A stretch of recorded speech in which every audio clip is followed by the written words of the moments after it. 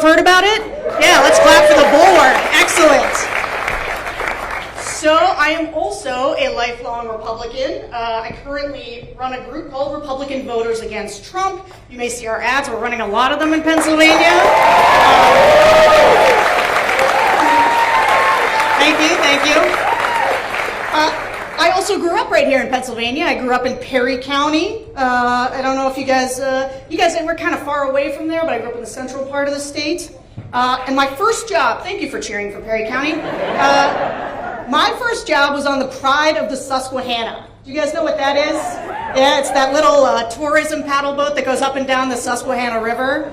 First job, did it for like 5 years. But my job now is actually that I conduct focus groups with voters across the political spectrum. I travel all over the country because you may have noticed we live in a complicated time. And the thing that helps me understand politics today is talking to voters, right? That is the only way to understand what's happening in this country is by asking them how they think things are going.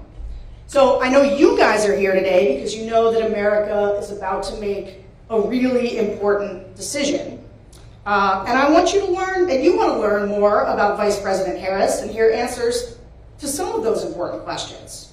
And you might be curious about why conservatives like Liz Cheney, and Dick Cheney for that matter, have not only endorsed Vice President Harris, but have come here today to make the case directly to you about why she thinks this moment transcends regular partisan politics. So I've got questions, you've got questions, and to answer those questions, please welcome to the stage, and actually I have a bio to read because I was just going to say her name because I know you all know who they are, but I was given a bio, so I'm going to read the bio. So, Congresswoman Liz Cheney, many of you may have heard of her. I think we could give her a round of applause right now just to start. She's a personal hero of mine in this moment. So, Liz Cheney served as the U.S. Representative for Wyoming's at-large congressional district from 2017 to 2023. She chaired the House Republican Conference, the third highest position in the House Republican leadership, from 2019 to 2021, and served as the Vice Chair of the Select Committee to investigate the January 6th attack on the United States Capitol. She is a lifelong Republican. Please welcome to the stage Congresswoman Liz Cheney.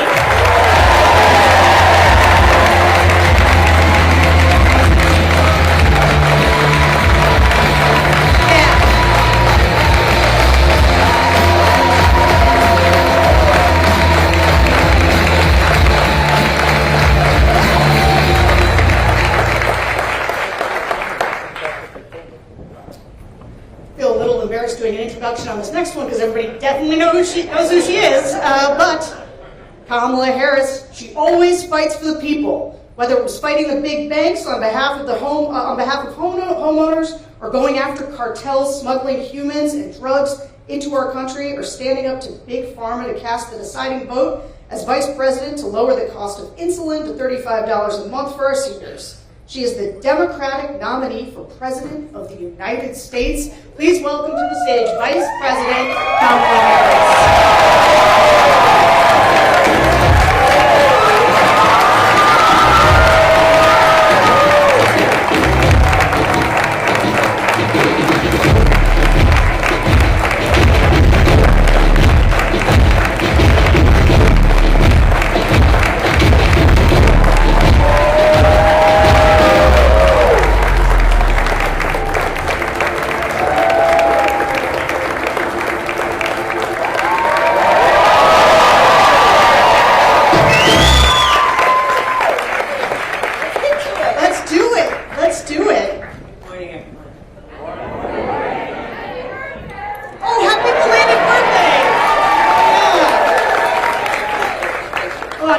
Showing me up, that's tough.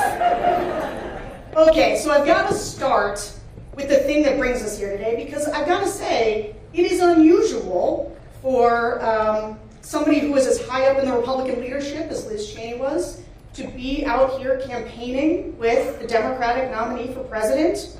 And so maybe why don't both of you tell us, but you start, you've actually marshaled unprecedented support from Republicans in this election. Why do you think that is? Sarah, thank you for being here, for your work, and the Congresswoman, thank you. I have said before, and it must be repeated each time, there are moments in the history of our country which challenge us, each of us, to really decide, do we stand for those things that we talk about, including particular country over party. And you have been extraordinarily courageous in the way that you have done that, and I thank you for that.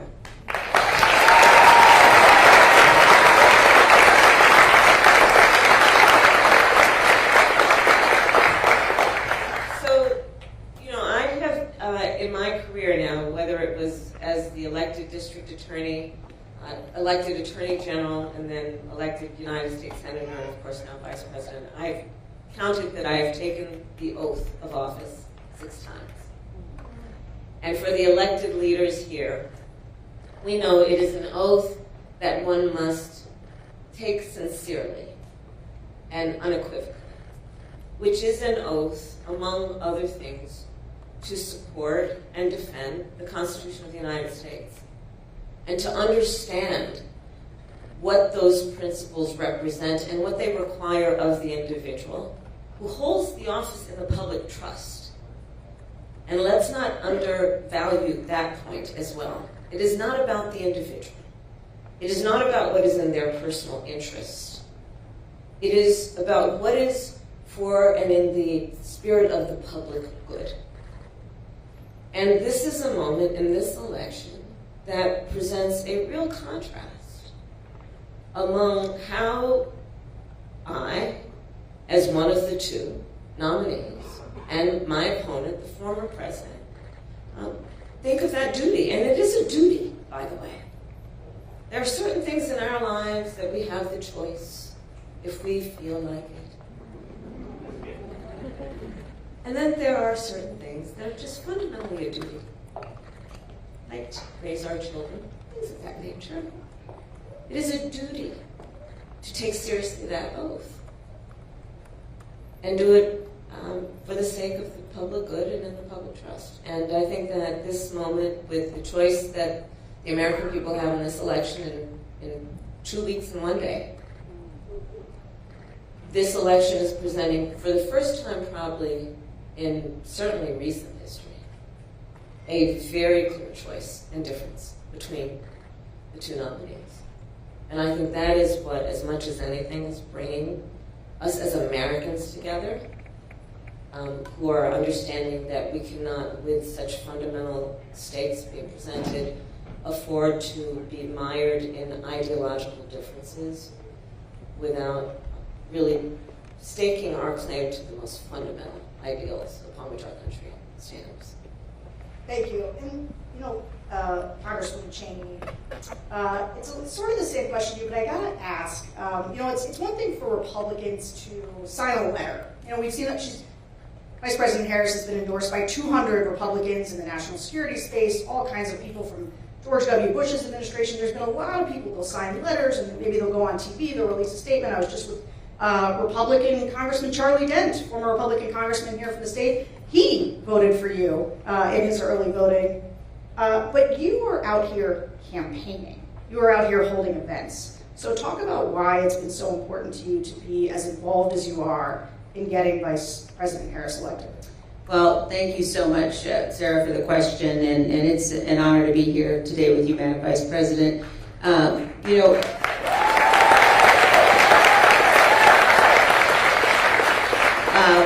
for me, every single thing in my experience and in my background has played a part in my decision to endorse Vice President Harris. And you know, that begins with the fact that I'm a conservative, and I know that the most conservative of all conservative principles is being faithful to the Constitution. And you have to choose in this race between someone who has been faithful to the Constitution, who will be faithful, and Donald Trump, who, it's not just us predicting how he will act. We watched what he did after the last election. We watched what he did on January 6th. And so coming to this as someone who's been a lifelong Republican, a lifelong conservative, also as someone who's spent I spent time working overseas before I was elected to Congress, and I've spent time working in countries where people aren't free and where people are struggling for their freedom. And I know how quickly democracies can unravel. And I know that as Americans, we can become accustomed to thinking, well, we don't have to worry about that here. But I tell you, again, as someone who has seen firsthand how quickly it can happen, that is what's on the ballot. That's absolutely what's on the ballot. I also, I come to this decision as a mother. I have 5 children. And there was a moment right after January 6th when my husband and I were having dinner with our 2 youngest, our 2 sons. And I looked across the table at my young sons, and I thought to myself, you know, in the aftermath of the attack on the Capitol, are they going to grow up in a country where we don't have to worry about the peaceful transfer of power? Are they going to grow up in a country where that is guaranteed? And I believe that every one of us in this election has a duty and an obligation to do what we know is right for the country, and that's to support Vice President Harris. So I'm very honored to be here to do that.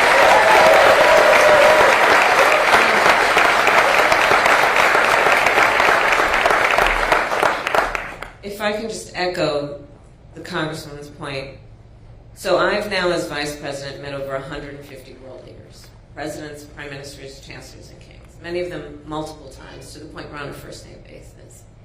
And the last few times I've seen them in the relative eve of this election, they are very concerned, our allies. Because as you know, when we walk in those rooms around the world representing the United States of America, we have traditionally been able to walk in those rooms, chin up, shoulders back, with the self-appointed and earned authority to talk about the importance of democracy and rule of law. But as all the role models here know, as a role model, people watch what you do to see if it lines up with what you say. People around the world are watching this. And I tell you, sometimes I do fret a bit about whether we as Americans truly understand how important we are to the world. I hope everyone does really understand that we represent something, imperfect though we certainly are, flawed though we may be. We represent, in terms of our ideals, the basis of our Constitution, we represent a gold standard. And when we have someone who has been president, who wants to be president again, who is saying he would be dictator on day one, would weaponize our Department of Justice, one of the principles of our democracy is that we say we have a justice system that is blind, that is not punitive against one's enemies. They are watching. So this is about direct impact on the American people, and it most certainly will impact people around the world. You know, I'm so glad you brought that up, and I as a follow-up, I would just ask Congresswoman Cheney, too, we live in a dangerous time. I mean, I think Americans are watching what's happening overseas, in Ukraine, in Israel. Republicans, we used to be the party that would be on the side of our Democratic allies like Ukraine. Talk to me a little bit, and all of us, about why, from a foreign policy standpoint, you find yourself able to endorse Democrats who didn't used to be that way. Well, it's not just able to endorse them, but if you look at the numbers of the most senior officials who served Donald Trump, his own vice president, national security advisors, as chief of staff, the leading generals who served him, who've all said he's unfit. And people really need to stop and think about how completely unprecedented that is. And the idea, when people sort of say, well, we might, be tempted for some reason or another to vote for Donald Trump. If the issue is foreign policy, I would just ask everyone, think about how dangerous and damaging it is to have someone who's totally erratic, completely unstable, someone who has aligned himself with, who idolizes tyrants. He idolizes tyrants. You know, the choice here with respect to national security policy is a man who has proven, he's absolutely proven that he will not stand up, he won't defend this nation with respect to our own Constitution and rule of law. And Vice President Harris, who has been clear in terms of support for Ukraine, in terms of recognizing and understanding across the board that America cannot maintain our own freedom and security if we walk away from our allies around the world. And our adversaries know that they can play Donald Trump. They absolutely know that they can play him. And we simply can't afford to take that risk. So as someone who's spent a career on national security issues, again, this was not at all a difficult choice for me. The choice here is absolutely clear in terms of the necessity of supporting Vice President Harris. And if I may emphasize, part of the backbone of our national security is our military. And let's please not overlook how someone who wants to be commander-in-chief and has talked about our servicemen and women, has talked about an American hero like John McCain, who was a prisoner of war, said he didn't respect him, didn't like him because he got caught, has talked about our service members as though they are less than the most courageous of us, those who put on the uniform, who represent the United States of America, who are willing to die for the sake of everything we stand for. And he calls them suckers and losers. These things cannot be overlooked. And I have said many times publicly, and I'll say it again, in many, many ways, Donald Trump is an unserious man. But the consequences of him being president of the United States are brutally serious. There are things that he says that will be the subject of skits and laughter and jokes. But words have meaning coming from someone who aspires to stand behind the seal of the President of the United States. These are the things that are at stake. Couldn't agree more. So I do want to ask you another question, though, before we go to the audience. You know, you talk a lot about a new way forward. You talk about turning the page. What's on the next page? Talk to us about... you want a preview? Yeah, give me a spoiler alert, you know? Just tell us what's the rest of the chapter. Well, first of all, I will say that it is a metaphor that is meant to also describe my intention to embark on a new generation of leadership. And needless to say, mine will not be a continuation of the Biden administration. I bring to it my own ideas, my own experiences. But it is also about moving past what, frankly, I think has been the last decade of the American discourse being influenced by Donald Trump in a way that has had the effect of suggesting we as Americans should point the finger at one another, in a way that has been using the power of the presidency to demean and to divide us. I think people are exhausted with that, rightly. And it frankly does not lead to the strength of our nation, to tell the American people that we must be suspicious of one another, distrust one another. You know, yesterday I did a couple of church services, and there's many people here know the parable of the Good Samaritan. And there is, in essence, a piece of that, in my own words, that it really requires us, I think, to see in the face of a stranger, to see a neighbor, right? That's spirit. And I think we need to get back to that. The spirit of the American people is such that, you know, we are an ambitious people. We are aspirational. We have dreams. And that is productive. It is not productive of us to be a nation of people who are pointing fingers at one another, who don't understand that the vast majority of us have so much more in common than what separates us.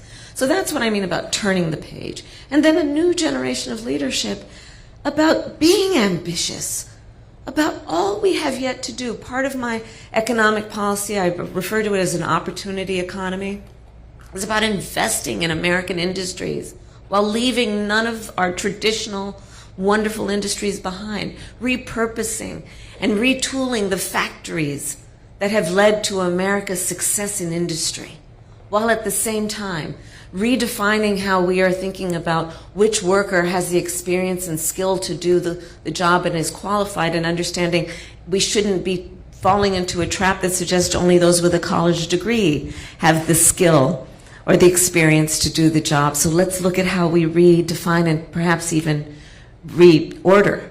And in fact, I'm going to start with federal jobs, and then I'm going to challenge the private sector to do the same.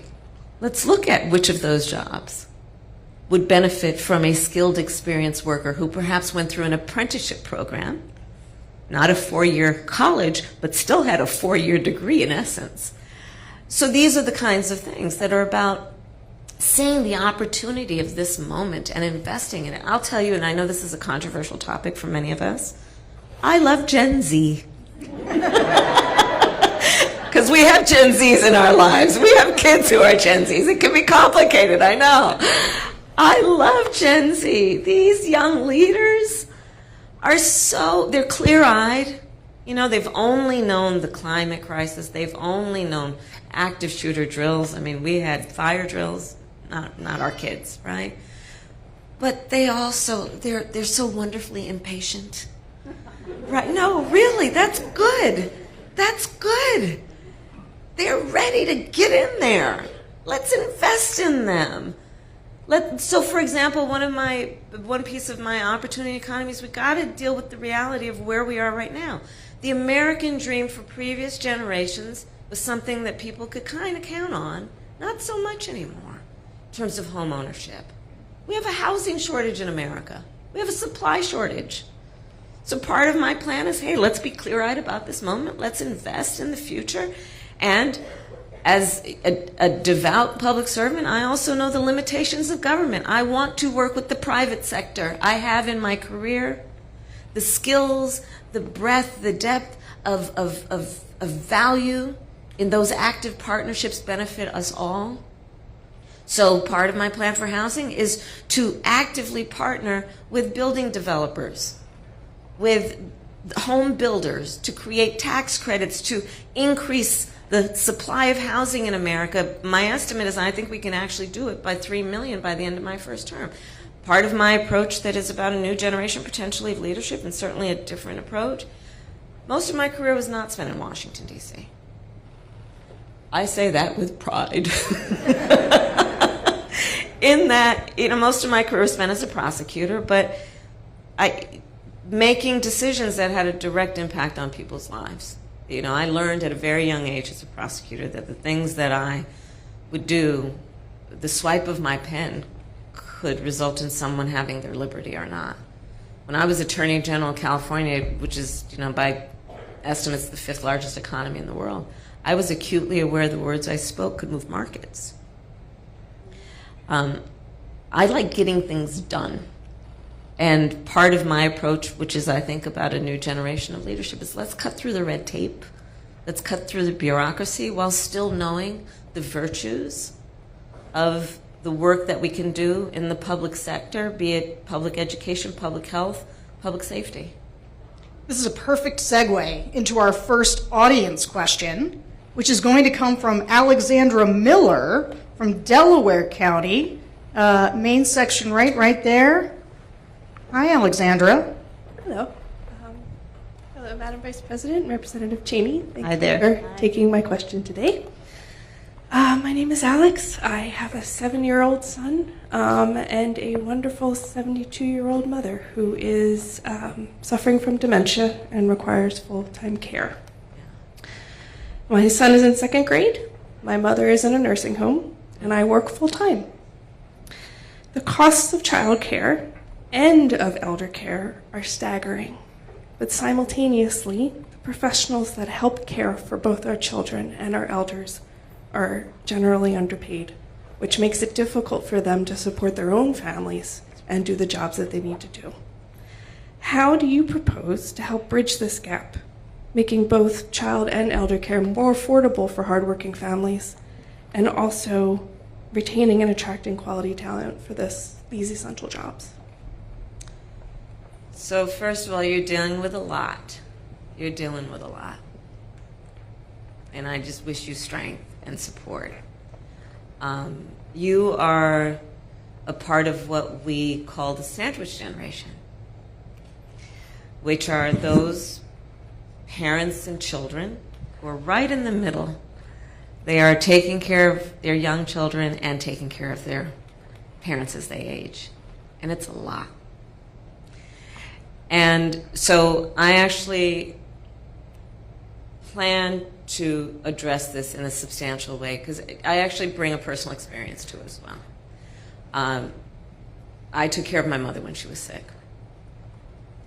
And that work is the work of trying to cook something that they feel like eating, right? Trying to figure out which clothes will not irritate their skin, help them put on a sweater. It's about trying to figure out how you can say something that brings a smile to their face or makes them laugh. It's about dignity. Meanwhile, you have a second grader. You try and teach that kid how to read. Spending time with them, reminding them they are special and can be anything. And in the middle of all of that, if you are working, or just to have a minute to breathe, it's a lot. It's a lot. So the way that this plays out for many people is it's one of just a couple of ways. One, if you have the good fortune of having enough extra money, you can hire somebody to come in and then, exactly as you said, you, knowing what you just shared with us about yourself, would pay them the value of their work. Or someone in this position would have to basically spend down all their savings so they could qualify for Medicaid, which means they pretty much have to give it everything. Or they have to quit their job, which means one less income in their household. And this issue for me is a matter of dignity. Yours, your parents, and the well-being of your child. And you being able to do what you naturally want to do, and the thing that we should value in our society, which is someone like you who is taking on the duty and the responsibility of all of that. So my plan is that instead of those scenarios I just mapped out, we will restructure it so that Medicare covers the cost of in-home health care for your parent so that they can be at home and you can then have the assistance with someone who can help prepare that meal, help them get dressed, and you can still give that baby of yours all the love that they deserve, and you can have sanity in the process, and everyone can have dignity. And so this is my approach, which is let's just look at this as let's just come at it from common sense, by the way. It's just common sense. And what is a common sense practical approach to doing this? Because when you are able to be productive, we all benefit, by the way. When that child is able to have a parent who is able to help them with their reading and remind that child that they are special, we are all going to benefit from that. So thank you for raising the subject. And you take care of yourself. Okay, next we're going to call on Ashley Scott. Speaking of Gen Z, although I guess I shouldn't assume I know what generation she's from, but she's a student from Bucks County. Hi. Hi, Vice President Harris and Congresswoman Cheney. My name is Ashley Scott. I'm from Bucks County, Pennsylvania, and I am Gen Z. I'm 22 years old. Nailed it. So thank you for that compliment. But yeah, my question is about maternal health. Specifically in the United States, maternal mortality is devastating. The rates are terrible. And I was wondering if you have a plan to combat the crisis. Thank you, Ashley, and thank you for being here and your voice. It's a big issue. So we have the very, I think, shameful distinction of any wealthy nation having one of, if not the highest rate of maternal mortality.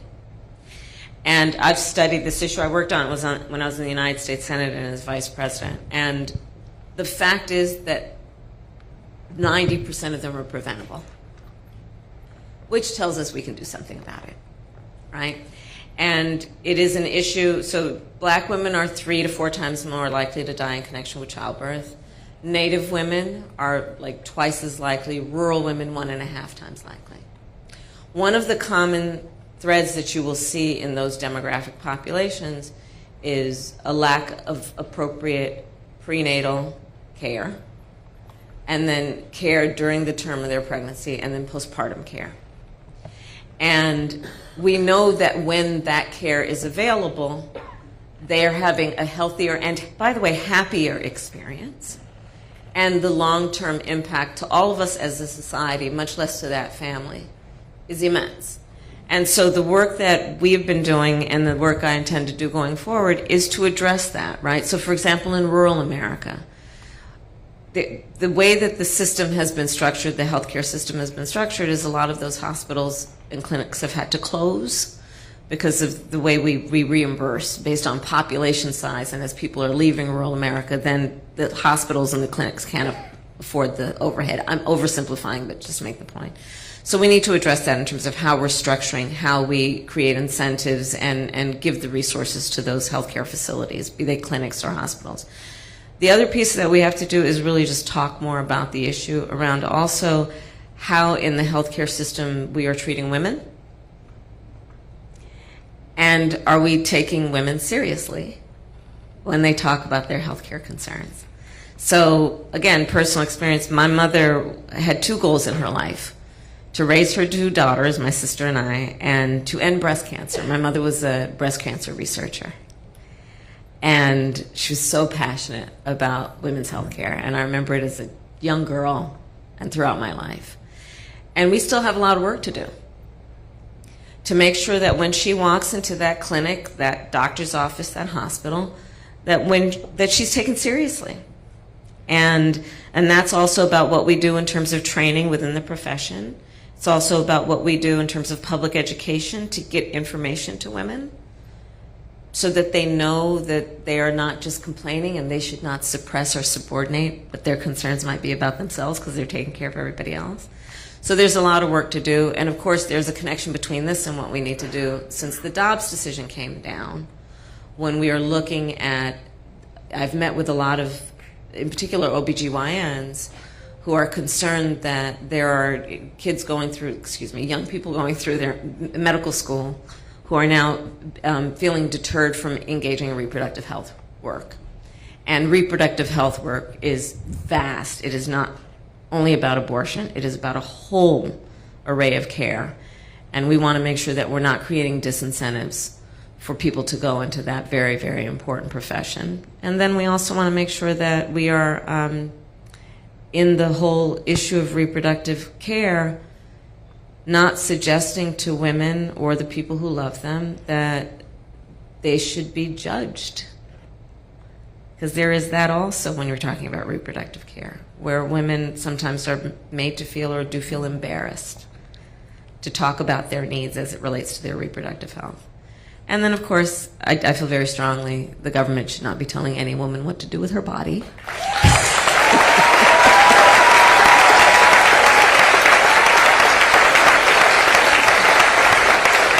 And when Congress passes a law reinstating the reproductive freedoms of women, I will gladly and proudly sign it into law because I strongly believe one does not have to give up or abandon their own faith or beliefs to agree that not the government telling her what to do. If she chooses, she will consult with her priest, her pastor, her rabbi, her imam. but not the government. We've seen too much harm, real harm, happen to women and the people who love them around our country since that decision came down, including women who have died. And I don't think that most people who, before the Dobbs decision came down, who had strong opinions about this, I don't think most people intended that the harm that we've seen would have actually happened. Can I add to this, because I think it's such an important point, and I think there are many of us around the country who have been pro-life, but who have watched what's going on in our states since the Dobbs decision, and have watched state legislatures put in place laws that are resulting in women not getting the care they need. And so I think this is not an issue that we're seeing break down across party lines, but I think we're seeing people come together to say what has happened to women when women are facing situations where they can't get the care they need, where in places like Texas, for example, the Attorney General is talking about suing to get access to women's medical records. That's not sustainable for us as a country, and it has to change.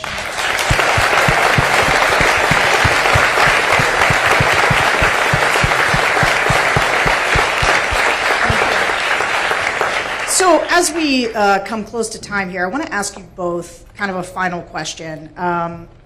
You know, I watched the conversation in the country and the way that the media covers this election, and it's often about the race, who's up in a poll, who's down in a poll, and I don't always feel like we're talking about the stakes enough. And Liz Cheney would not be here if she didn't think that the stakes were very high. And frankly, the Republicans wouldn't be so angry at you if they didn't think you were an effective surrogate as somebody speaking about the stakes.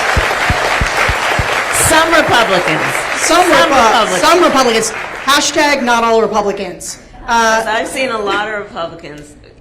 I've seen it, and I know it happens, who thank her constantly. I know it. Yeah. I know it. They're going to vote the right way on November 5th. They might not be public about it, but they'll do what they know is right.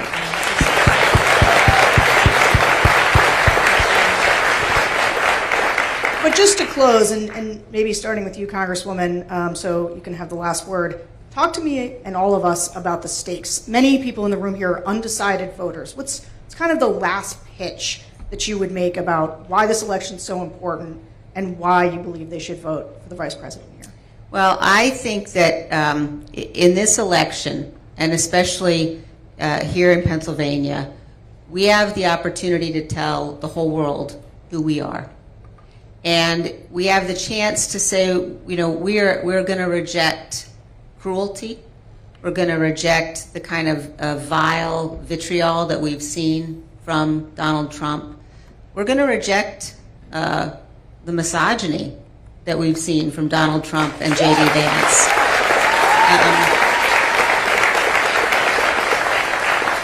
And we have the chance in this race to elect somebody who you know is going to defend the rule of law. You know Vice President Harris is going to defend our Constitution. We have the chance to remind people that we are a good country. We are a good and honorable people. We are a great nation. And in this race, we have the opportunity to vote for and support somebody you can count on. We're not always going to agree, but I know Vice President Harris will always do what she believes is right for this country.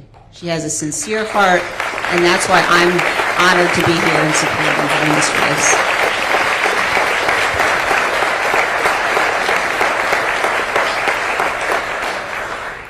I mean, exactly.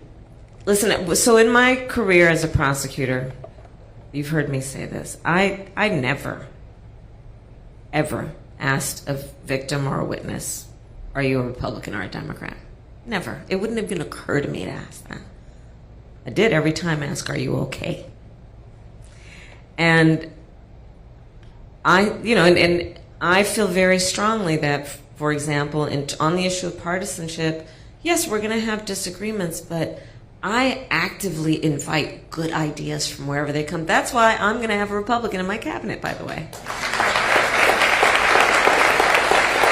Because I want good ideas. And by the way, I know it is in our best interest as a nation, in the interest of our strength, in our future as a nation. We need a healthy two-party system. We need a healthy two-party system. We need to be able to have these good, intense debates about issues that are grounded in fact. Imagine. Let's start there. Wow. Can you believe that's an applause line? But, you know, we have in our grasp in these next 13 days, 13 days, or 15 days, excuse me. I'm just jumping ahead. In these next 15 days, we have in our grasp the ability to determine the course of our country. You know, every election we've said this is the one, this is the one. This truly is the one. I mean, to the Congresswoman's point, the former chairman of the Joint Chiefs of Staff referred to Donald Trump as being fascist to the core. And no one would ever accuse the former chairman of being partisan in any way. The people who know him best, from the former chief of staff, defense secretaries, 2 of them, national security advisor to the former vice president. And so we have in our grasp, because we still have a democracy, as the saying goes, as long as we hold on to it, we still have a democracy. Which means in a democracy, and here's the beauty of it, we each have the power to make a decision about the future of our country through our vote. And my request then of each of you who have spent time out of your busy lives to be here, and I thank you for that, is please just help us get the word out to your neighbors and friends and family members to just remind them of what is at stake in this conversation. I ask for your vote. I ask for their votes. And I promise to be a president for all Americans. I promise and pledge that. All right, everyone, Congresswoman Cheney and Vice President Kamala Harris, thank you so much. Yes, let's give them a round of applause. That was wonderful.